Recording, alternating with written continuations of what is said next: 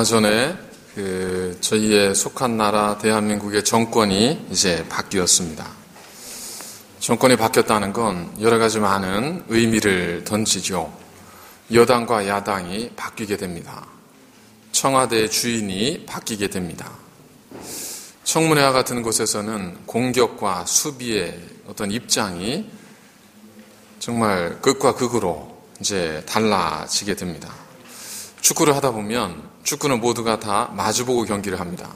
그런데 공격을 하는 팀과 수비를 하는 팀이 마주보는 건 똑같지만 공격은 앞으로 나아가지만 수비하는 팀은 뒷걸음질 치면서 뒤로 나아가죠.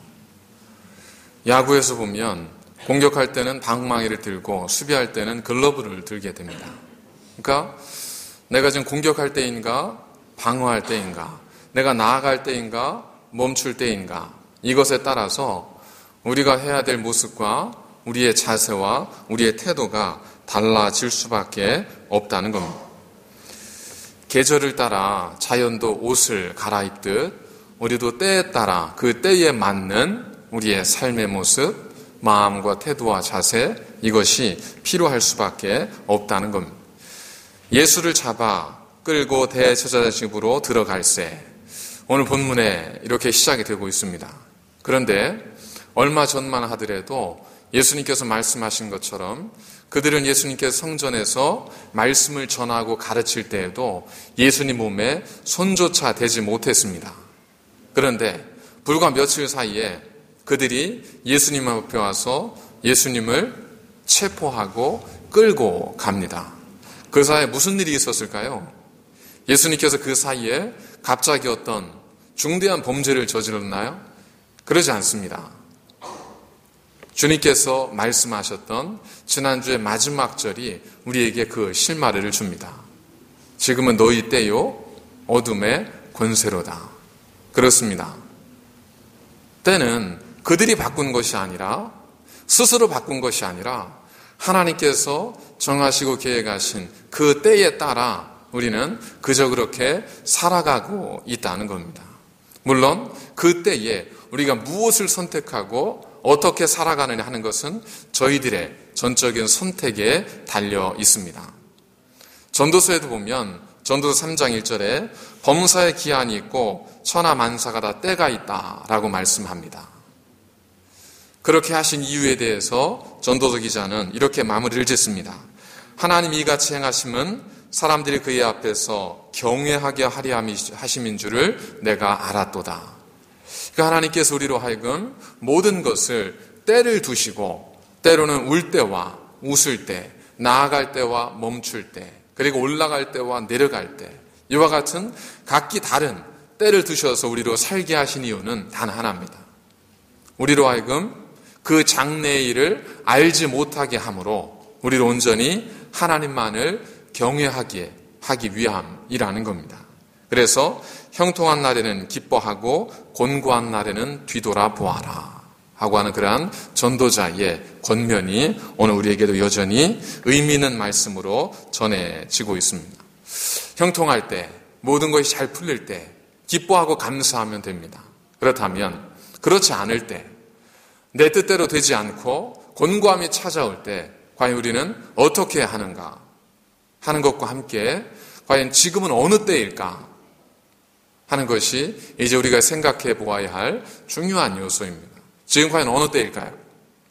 우리는 그저 이야기합니다. 지금은 어둠의 권세가 그 세력을 확장할 때라.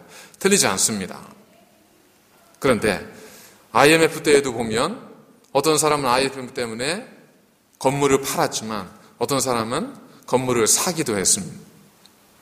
그러니까 그 때라고 하는 것이 모든 사람에게 일률적으로 다 그렇게 적용되는 게 아닐 수 있거든요. 그래서 각자의 신앙과 삶에 따라 우리가 그때를 어떻게 맞이해야 하는가 하는 것이 달라질 수 있습니다. 과연 지금 여러분에게는 오늘 2017년 6월 4일이 어떠한 때인가? 어떻게 여러분들은 오늘을 생각하고 오늘을 받아들이고 계십니까? 사실은 이때다라고 하는 것보다 더 중요한 것은 우리가 보여지는 모습, 우리의 삶의 모습을 통해서 사실 지금이 어느 때인지가 더 정확하게 드러나게 됩니다. 예수님은 지금이 불과 며칠 전에 성전에서 가르쳐도 아무도 나를 잡아가지 못하던 그런 시절이 있었지만 지금은 예수님께서 자기를 잡으러 온 그 군인들의 손에 그냥 순순히 체포되어 끌려가셨습니다. 이것은 곧 지금이 예수님에게는 그렇게 어둠의 권세에 순종할 때라는 것을 아셨다는 거죠. 반면 제자들은 어땠습니까? 제자들은 그렇지 못했습니다. 제자들은 멀찌감치 예수님을 따라갔습니다. 어디에까지? 빌라도의 뜰까지 따라갑니다. 자, 근데 생각해 보십시오. 예수님이 지금 거의 죽을 지경이에요. 그런데 당연히 예수님이 그렇다면 그를 추종했던 사람들도 위기의 순간이죠. 그런데 이 베드로는 그 빌라도의 뜰까지 멀리서 따라갑니다. 3번의 여종과 다른 사람들의 질문에 있기까지 그 자리를 떠나지 않습니다. 이 얘기는 뭐겠습니까? 이것이 우리에게 암시하는 것은 뭐냐면 아마도 주님에 대한 베드로의 의리 이 부분도 있겠지만 아마 베드로는 주님이 어떻게 되실까 하는 그러한 궁금증도 있었겠지만 아마 베드로는 마음속으로 그래도 주님께서 하나님의 아들이신데 뭔가 반전을 일으키시지 않을까, 정말 하나님의 나라를 어떻게 세우지 않으실까 하는 그런 기대, 일만의 기대를 이 베드로가 마음에 가지고 있었지 않았겠습니까? 그러지 않았다면 잡히면 죽는 그 자리에 그가 왜 끝까지 따라갔겠어요? 추정이지만 아마 그런 마음이 있었지 않았을까 하는 생각을 해볼 수 있습니다. 하지만 그런 베드로의 마음, 그것과 달리 주님은 그들이 조롱할 때 조롱을 받았고 그들이 침 뱉을 때 그 더러운 침을 맞으셨고 그들이 때릴 때 그 채찍에 순순히 맞으셨습니다. 그 모습이 베드로에게는 더 이상 희망이 없음으로 인식이 되어졌고 결국 그는 그 자리를 나중에 떠나게 됩니다. 이 이야기는 주님은 하나님이 예비하신 그 때를 분별하셨고 받아들였지만 베드로는 하나님이 예비하신 때를 분별치 못했기 때문에 마지막 순간에까지 받아들이지 못하고 우왕좌왕했다는 겁니다. 이걸 보여주는 중요한 성경의 실마리와 같은 본문이 있는데 그게 바로 오늘 본문의 서두인 그 54절의 말씀입니다. 예수를 잡아 끌고 대제사장의 집으로 들어갈새 베드로가 멀찍이 따라가니라. 여기에서 멀찍이라고 하는 것은 그 마크로덴으로 이것은 2가지의 용례에 의해 사용이 되어집니다. 첫 번째는 공간적 의미입니다. 그래서 먼, 거리가 먼이라고 하는 뜻인데 물리적인 거리가 먼 것을 의미하기도 합니다. 또 다른 용례에서는 이것은 어떤 상징적, 비유적 의미를 갖습니다. 그래서 물리적인 거리가 아니라 정서적 거리, 이걸 가리키기도 합니다. 그래서 예를 들어서 당신 아무개와 가깝습니까? 이 이야기는 뭐겠어요? 물리적인 거리를 이야기하는 것이 아니라 두 사람 사이의 정서적 거리를 이야기하는 거잖아요. 그것처럼 오늘의 말씀 베드로가 주님으로부터 멀찍이 주님을 따라갔다는 것은 우리가 2가지 모습을 다 생각해 볼 수 있다는 겁니다. 첫 번째는 물리적 거리예요. 물리적으로 베드로는 예수님으로부터 멀찌감치 떨어져서 예수님을 따라갑니다. 왜 그랬을까요? 왜 베드로가 주님을 가까이서 따라가지 못하고 멀리서 따라갔을까요? 아마도 주님이 처한 상황에 대한 위험함을 인지하고 그렇게 됐을 경우에 자기에게 미칠 어떤 위험을 알았기 때문에 그 두려움에 의해서 멀찍이 섰지 않았겠습니까? 그럼에도 불구하고 일만에 주님께서 세우실 하나님의 나라에 대한 호기심과 기대, 또한 주님을 따랐던 자로서의 주님에 대한 신의, 이러한 것들이 베드로로 하여금 멀찌감치서 주님을 따라가도록 만들었을 수 있다는 겁니다. 인류학자인 에드워드 홀은 인간관계에서의 거리에 대한 연구를 통해서 4가지 유형의 어떤 그 근접학을 이제 이야기를 했습니다. 사람과 사람 사이의 관계를 거리로 이렇게 그 연구 결과를 규정을 한 건데, 첫 번째는 intimacy distance입니다. 이거는 굉장히 가까운, 그래서 이건 거의 부부 관계나 혹은 부모와 자녀 관계나 혹은 친구 관계라 하더라도 그 자기의 삶에 몇 없을 수 있는 그러한 아주 친밀한 관계, 이 관계의 거리는 약 46cm, 45, 46cm입니다. 46cm면 요 정도죠, 요 정도. 그러니까 이 정도를 허락할 수 있는 그러한 관계라면 굉장히 친밀한 관계라는 겁니다. 두 번째 유형의 거리는 뭐냐면 45cm에서 약 1.2m 정도. 이건 개인적 거리입니다. 그래서 내가 누군가를 개인적으로 알고 있을 때 그 사람을 그 정도 안에까지는 허용을 하는 겁니다. 그래서 그 사람이 그 안에 45cm에서 1.2m 안에 들어왔을 때 우리가 그 사람을 받아들여 줍니다. 예를 들면 나와 전혀 상관없는 사람이 갑자기 내 옆에 쓱 다가오면 어떻게 하시겠어요? 나도 모르게 쓱 피하겠죠. 이 거리입니다. 이 거리. 그래서 어느 정도까지 피해요? 개인적으로 서로 알고 있는 관계에서는 1.2m까지 용납을 해줍니다. 그 다음이 어떤 거리냐면 사회적 거리예요. 이제 우리가 그 직장에서 안다든지 혹은 사회생활 하면서 알았을 때 그 사람을 내 삶 속에 허용해주는 그 거리가 얼마 정도 되냐면 약 그 2m에서 3.8m 정도. 그래서 그 정도까지는 우리가 직장 상사라든지 뭐 거래처 사람이라든지 내가 일하며 만나는 사람이라든지 이 사람들을 받아들여 준다는 겁니다. 그리고 3.8m 이상은 공적 거리라고 해서 나와 전혀 관계가 없는, 그러나 어떤 공적인 일로 인해서 허용해 줄 수 있는 거리, 이게 3.8m입니다. 그러니까 그 사람, 어떤 사람, 두 사람이 얼마나 거리가 가깝느냐, 이 거리가 가깝다는 것은 물리적 거리와 정서적 거리를 함께 의미합니다. 보면 거리가 가까울수록 정서적인 거리, 이해도와 친밀도도 높아진다는 겁니다. 그래서 MIT 공대 교수인 그 토마스 앨런이라고 한 분도 두 사람 사이의 거리가 8m 이상이 되면 3m 정도에 있을 때에 가졌던 두 사람 사이의 소통의 빈도에서 8m 이상이 되면 그 빈도가 3분의 1로 줄어든답니다. 그러니까 나와 3m 안에서 함께 대화하고 이야기 나누는 사람과 8m 밖에 있는 사람과 나와의 소통의 빈도나 이해도나 어떤 친밀감은 3분의 1로 줄어드는 겁니다. 그러니까 지금도 마찬가지죠. 여기서 3m 정도면 어느 정도 될까요? 이 앞자리에서 의자 하나 정도 더 되겠죠. 그 정도까지는 저와 이 관계가 저와 개인적 관계가 아니라 예배자로서의, 여기는 어떤 앞에는 하나님의 제단이라는 의미를 갖잖아요. 그죠?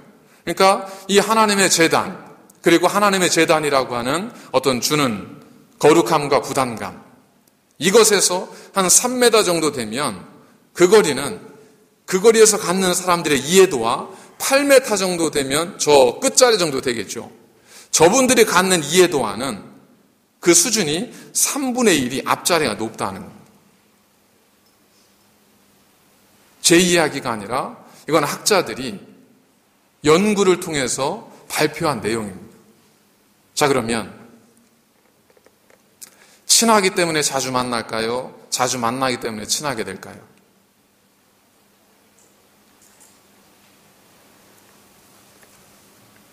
친하기 때문에 자주 만날까요? 자주 만나니까 친하게 될까요? 이런 연구 결과를 통해서 보면 자주 만나니까 친해지는 겁니다. 누군가와 친밀한 관계를 맺고 싶으면 가장 먼저 해야 될 일이 자주 만나는 겁니다. 공적인 거리, 이 8m에서 조금씩 다가가면서 사회적 거리를 좁히고 개인적 거리를 좁혀가서 그 사람과 자주 만남을 가질 때, 그때 그 사람과 친밀한 관계를 맺게 되고 서로 간의 이해도나 소통의 빈도는 높아질 수밖에 없습니다. 우리말에 고운 정도 있지만 미운 정도 있다고 하지 않습니까? 그리고 먼 친척보다는 가까운 이웃이라고 하잖아요. 그러니까 자주 만날수록, 자주 볼수록, 그 거리가 가까울수록 두 사람 사이에 이해와 소통과 친밀함은 높아질 수밖에 없습니다. 초대교회는 그들이 자신들의 가진 것을 다 가져다가 서로 나누었던 사회적 공동체였었습니다. 그들이 어떻게 그럴 수 있었을까? 물론 성령의 충만함을 경험한 그들이 그러한 일을 벌였기 때문에 성령의 충만함의 결과라고도 할 수 있습니다. 틀리지 않습니다. 또 다른 하나의 이유를 들라면 사도행전 2장에 나와 있는 것처럼 그들은 날마다 어떻게 했다고요? 성전에 모여 사도들의 가르침을 받습니다.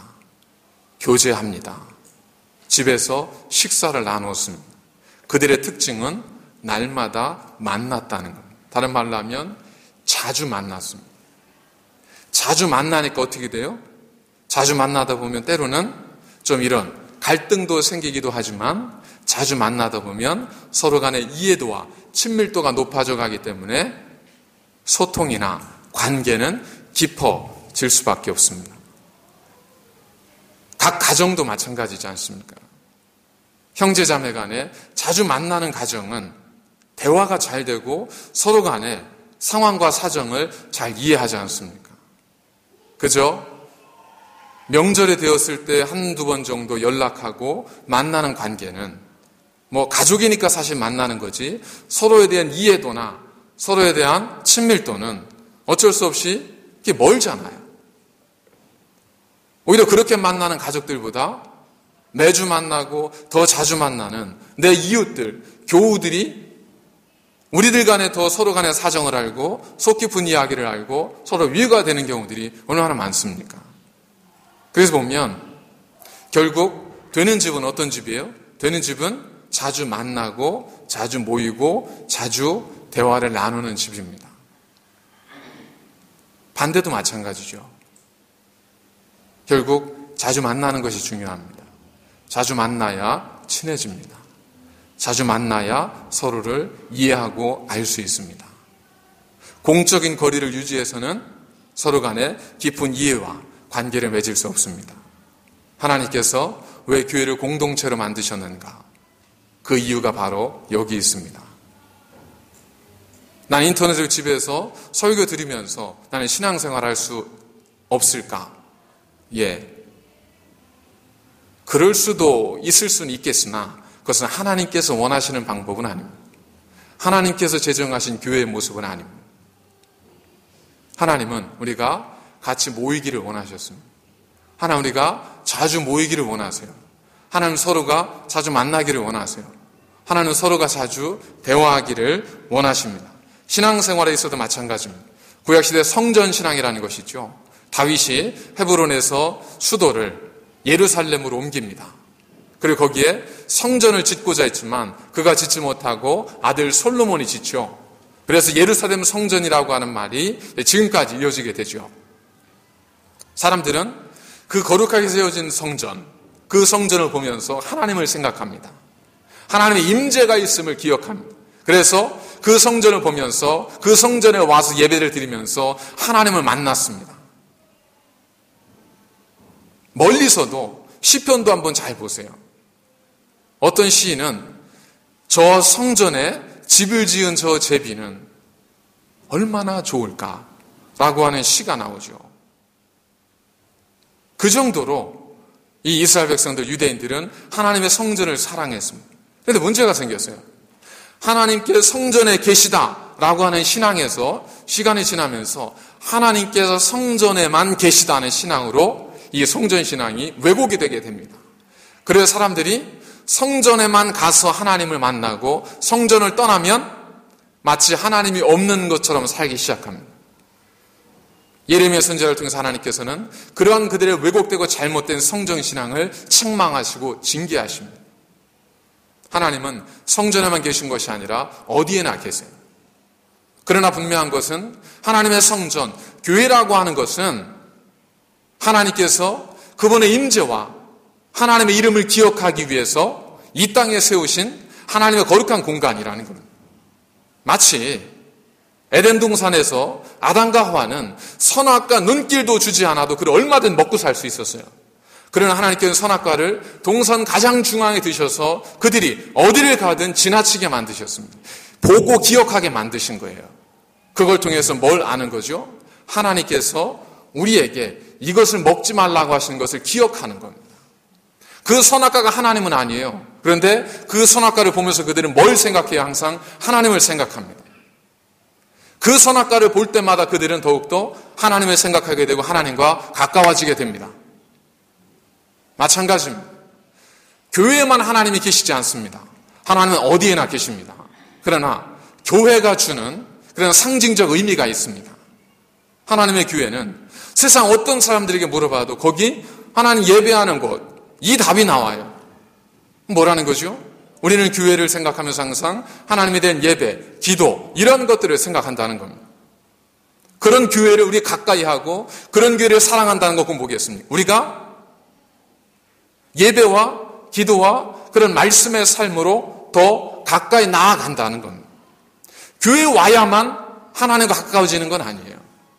그러나 교회가 주는 그 의미 때문에 우리는 이 교회를 통해서 더 깊이, 더 깊게 하나님께 더 가까이 나아갈 수 있다는 겁니다.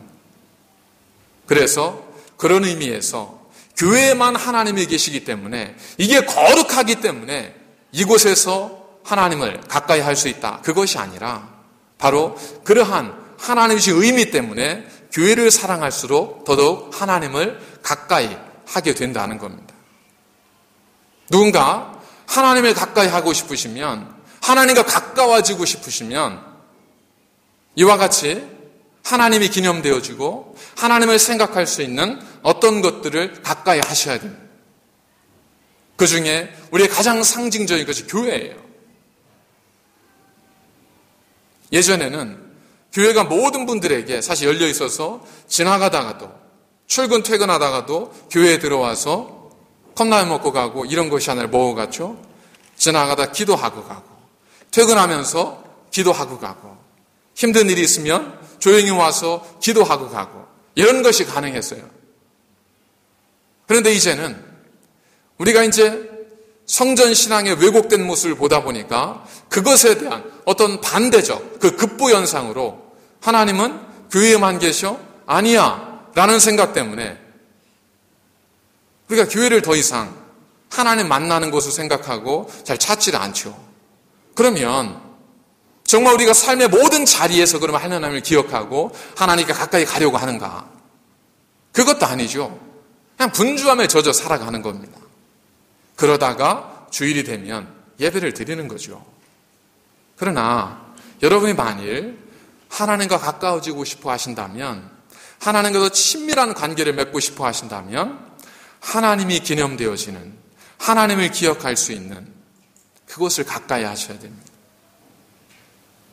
다른 거 복잡하게 생각하시지 마시고 그냥 쉽게 생각합시오. 이것이 절대적인 건 아니지만 교회를 사랑하십시오. 교회를 가까이 하십시오. 저에게도 코드가 있어서 다는 못 들어오시겠지만 그래도 교회를 힘들 때 교회 오셔서 기도하십시오. 장 보러 와서 시장 갔다 그냥 가지 마시고 때로는 오셔서 한번 이렇게 둘러보고 기도도 하고 가세요. 그리고 하나님 말씀을 어디에서든 한번 묵상하십시오. 주보에 보면 매주 가정 예배 드릴 수 있는 그런 예배 지침이 나가지 않습니까? 하루하루의 말씀이 나가잖아요. 한 번만이라도 읽어보십시오. 식탁에 놓고 오늘의 말씀을 한번 그냥 읽어보시는 겁니다. 이런 걸 통해서 우리가 하나님과 가까워지는 겁니다.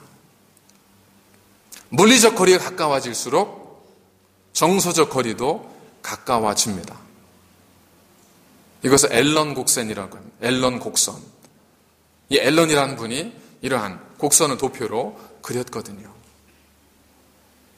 여러분이 누군가와 가까워지고 싶어 하신다면, 그분과 친밀한 관계를 맺고 싶어 한다면 생각만으로 그러지 마시고 직접 다가가셔야 됩니다. 그리고 가까이 가셔야 됩니다. 멀리 떨어져서 보지 마십시오. 베드로가 어떻게 했죠? 멀찍이서 예수님을 따라갑니다. 여러분, 베드로가 주님을 떠났어요? 아니요, 떠나지 않았습니다. 베드로가 주님을 부인했어요? 아니요, 부인하지 않았습니다. 그러나 멀찍이 서 있던 베드로가 나중에 했던 일이 뭐죠? 멀찍이 따라갔습니다. 어제까지는 어떻게 했죠? 어제까지는 베드로는 주님의 옆자리에서 식탁을, 유월절 만찬을 먹었습니다. 어디로 가든 베드로는 주님의 곁에서 수제자로서 주님을 보필했어요. 주님과 가까웠어요. 그런데 어느 순간 그 두려움 때문에 주님과 멀찍이 떨어지게 됩니다. 자, 그때 베드로가 했던 일이 첫 번째 일이 뭐였었냐면, 자기에게 묻는 한 여종에게, 아니 나는 저 예수를 몰라. 여러분, 첫 번째는 그럴 수도 있잖아요, 그죠? 왜냐하면 두려운 마음으로 멀찌감치해서 혹시 어떻게 될까봐 따라가는데 누가 갑자기 물으니까 나도 모르게 내가 그렇게 대답할 수 있잖아요. 저도 부끄러운 고백이라고 말씀드렸지만, 선생님이, 음악 선생님이 이제 콘서트 얘기를 하면서 교회 다니는 사람 이럴 때, 저 티켓 사라고 할까봐 어린 마음에, 너 교회 다녀 그랬을 때, 아니요, 이랬었거든요. 근데 나중에 그냥 주는 거더라고요. 그럴 수 있다고, 실수를. 근데 실수가 나중에, 지금까지도 그게 벌써 몇 년 전이에요. 잊혀지지가 않는 거예요, 그 실수가. 처음엔 그럴 수 있어요. 그런데 두 번째 질문에 들어갑니다. 언제요? 조금 후에. 조금 후라는 건 뭐예요? 시간적으로 많은 시간이 되어지지는 않았어요. 그러나 자기가 했던 것, 자기가 했던 말에 대해서 움찔할 수 있는 시간은 돼요. 근데 조금 후에 다른 사람이 묻습니다. 너 갈릴리 사람이니까 그럼 맞는 것 같은데? 그러자 베드로가 아니야, 난 몰라. 그로부터 얼마 후에? 1시간 후입니다. 1시간이면 내가 실수한 것에 대해서, 내가 실수로 잘못 대답했던 것들에 대해서 내 스스로 얼마든지 생각해 볼 수 있는 시간이에요. 그 시간이 주어졌어요. 그러나 여전히 베드로는 주님으로부터 멀찍이 떨어져 있죠. 세 번째 사람이 묻습니다. 너 내가 말고의 친척인데 그 전에 너 봤는데?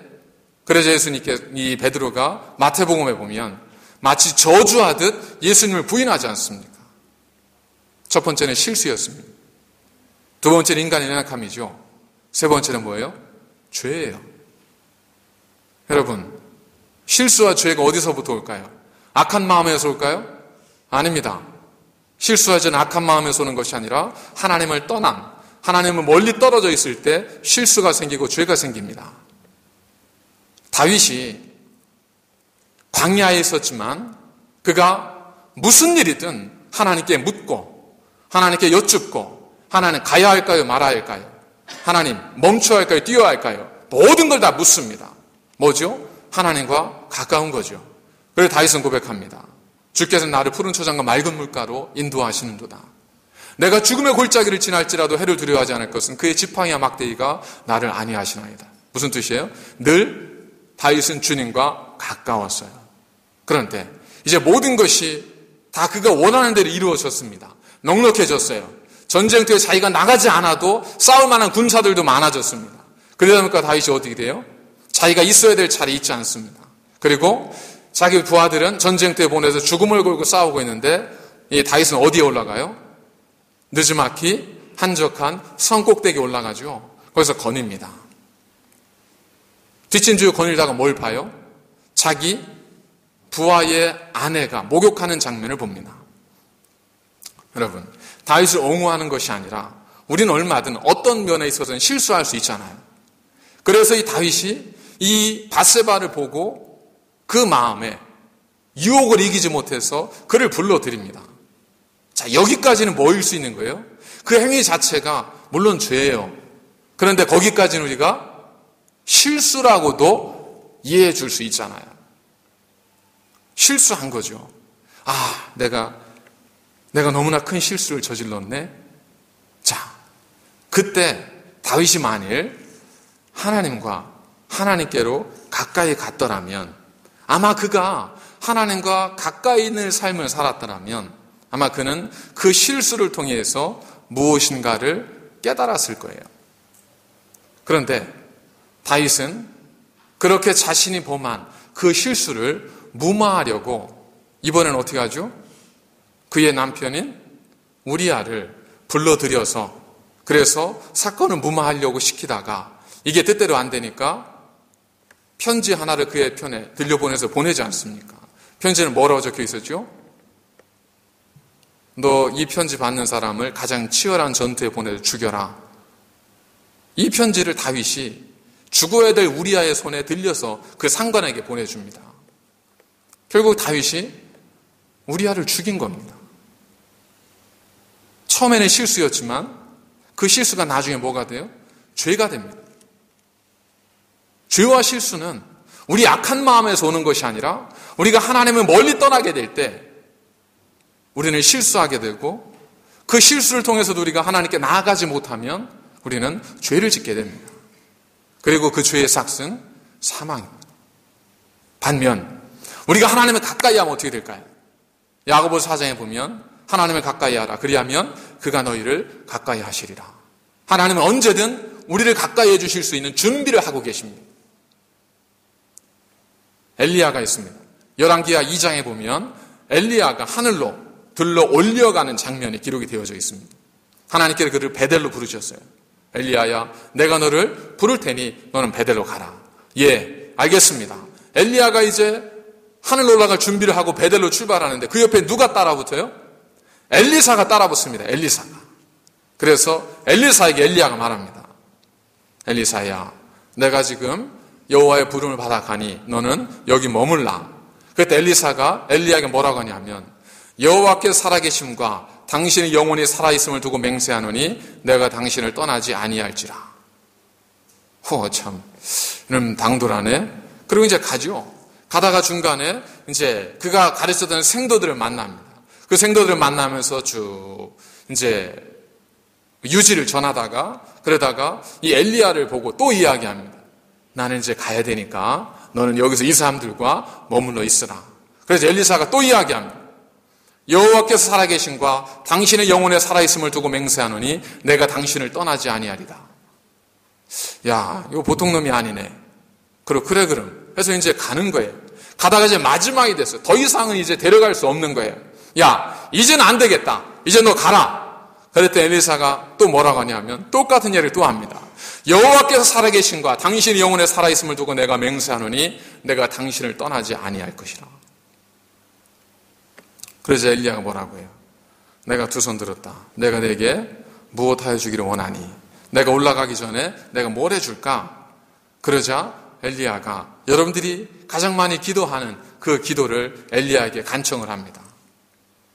선생님이시오, 엘리야의 성령의 능력의 갑절이나 내게 주시기를 원하나이다.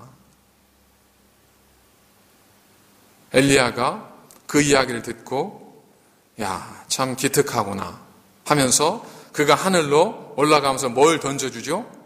그가 입었던 두루마기를 던져주잖아요. 그 사건을 통해서 엘리사는 엘리야의 성령의 능력의 갑절을 받아서 나아만이 병을 고치러 왔을 때 그저 요단강가에서 모은 7번 씻으라 하는 말로 그 나병을 치료할 정도가 됩니다.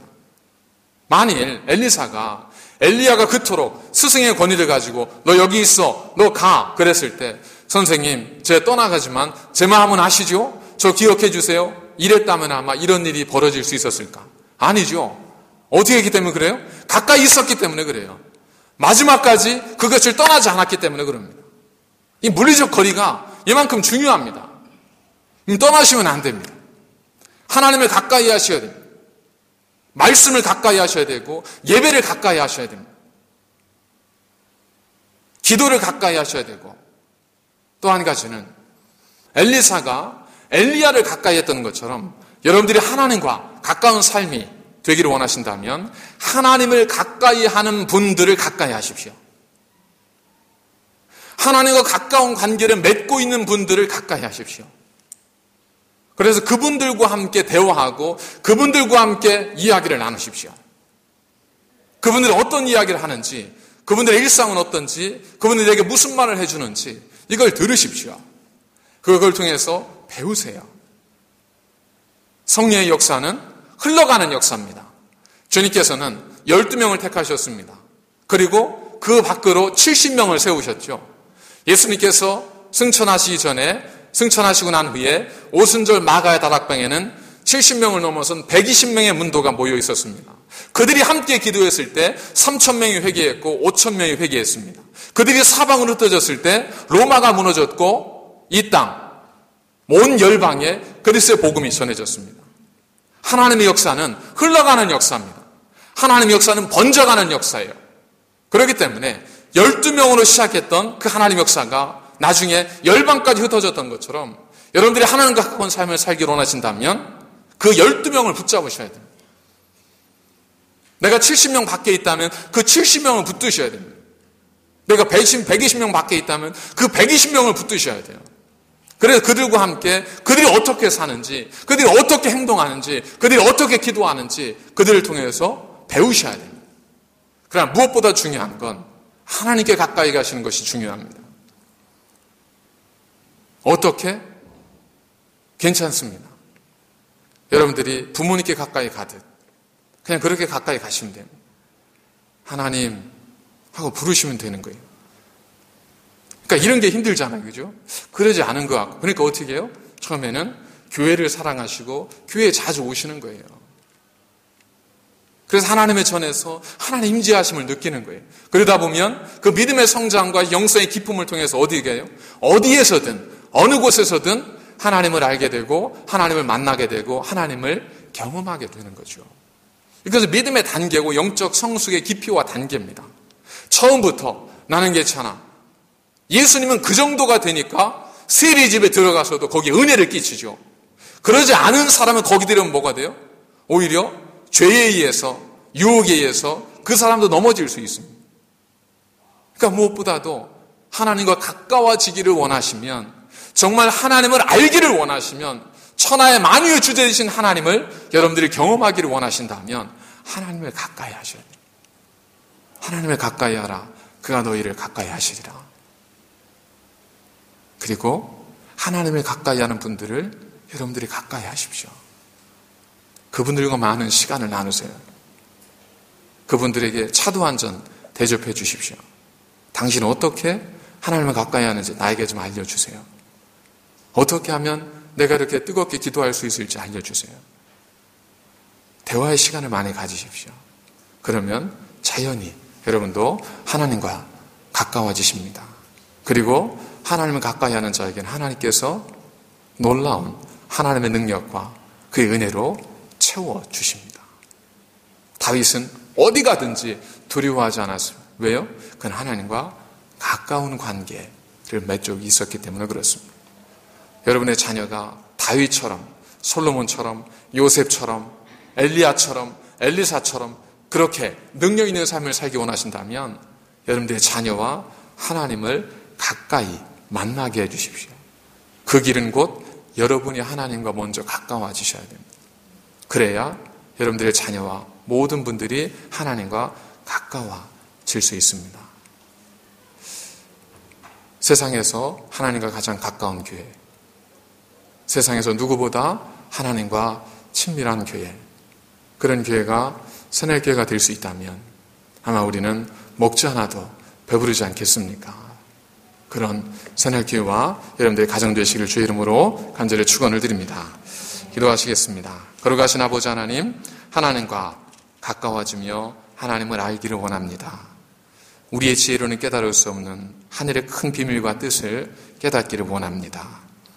우리는 보여지는 것만 가지고 살아가지만 풍랑 속에서도 주무실 수 있었던, 감옥에서도 잠잘 수 있었던 베드로의 그 용기와 주님의 그 담대함을 배우기를 원합니다. 하나님, 우리가 주님을 알기 원하오니 우리로 주님을 알게 하시고 우리가 하나님 가까이 가겠사오니 우리를 맞아 주옵소서. 예수님의 이름으로 기도드립니다. 아멘.